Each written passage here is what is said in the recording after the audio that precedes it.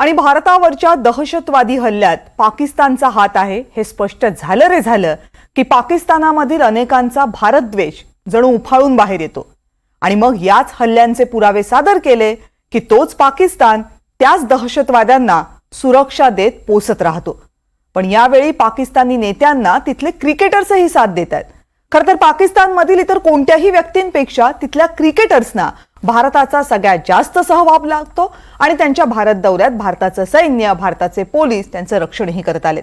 पण वेळ भारतावरील हल्ल्याची असते तेव्हा हेच पाकिस्तानी क्रिकेटर्स भारतीय सैन्यावर सवाल उपस्थित करतात। पहलगाम मधल्या हल्ल्यानंतर पाकिस्तानकडून वेगळं काहीच घडत नाहीये। वहां तक 8 लाख फौज में से कोई नहीं आया और जब आए तो 10 मिनट के ऊपर पाकिस्तान पे इल्जाम लगा दिया। छोड़ो ना, तुम क्या जोकरों का नाम ले रहे मेरे सामने, छोड़ो ना। लोग दरिया से हमारा पानी बहेगा या उनका खून बहेगा। आपकी माँ को जब गोली मारा तो टेररिज्म है और हमारे बेटियों को, माओं को जो मारे टेररिज्म नहीं है क्या वो?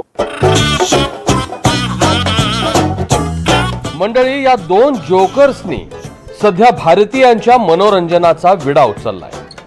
एक आहे पाकिस्तान क्रिकेट संघाचा माजी कर्णधार शाहिद आफ्रिदी आणि दुसरा आहे पाकिस्तानातल्या पीपीपी पक्षाचा बिलावल भुट्टो।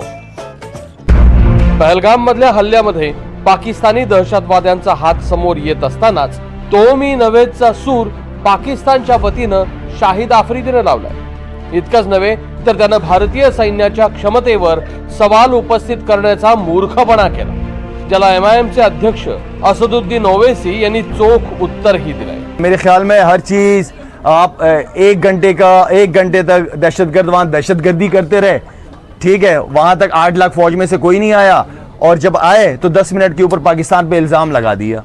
तो आई मीन कि खुद ही ब्लंडर्स मारते रहते हैं, खुद ही लोगों को मरवा देते हैं, फिर उनकी वीडियोस दिखाते हैं कि नहीं वो तो जिंदा है।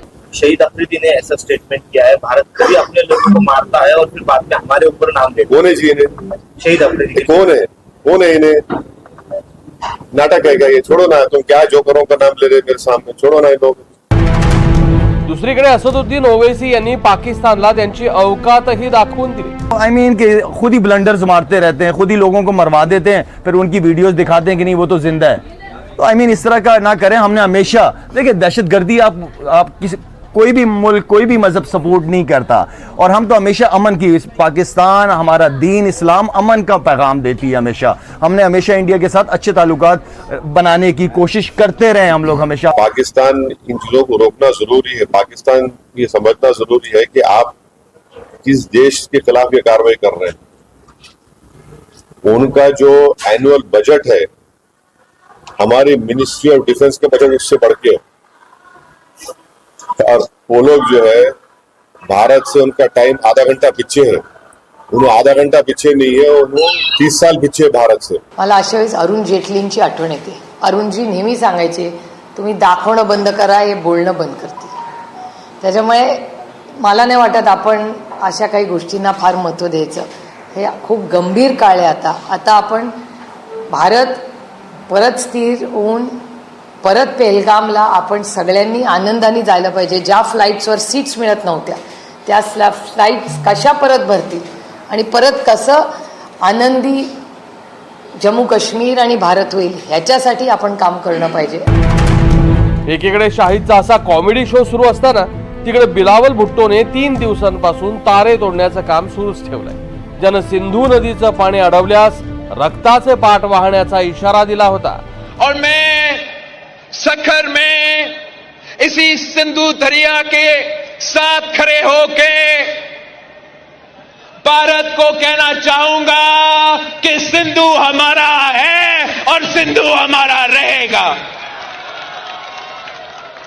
या इस दरिया से हमारा पानी बहेगा या उनका खून बहेगा। उन्होंने जो है अभी राजनीति में आए हैं, उनको ये सोचना पड़ेगा कि उनकी अम्मा को किसने मारा। टेररिज्म तो मारी ना उनकी वालदा, उनको अगर वो समझ में नहीं आ रहा तो क्या समझाएंगे उनको भी। भाई जिसकी माँ को उसी के होम ग्रोन टेररिस्ट ने मार दिया तो वो बात समझो ना तुम। आपकी माँ को जब गोली मारा तो टेररिज्म है, और हमारे बेटियों को, माओ को जो मारे, टेररिज्म नहीं है क्या वो? तो उनको समझने की जरूरत है बात को। बिलावल काय आणि शाहिद काय दोघांचीही बौद्धिक कुवत किती आहे हे सर्वश्रुत आहे.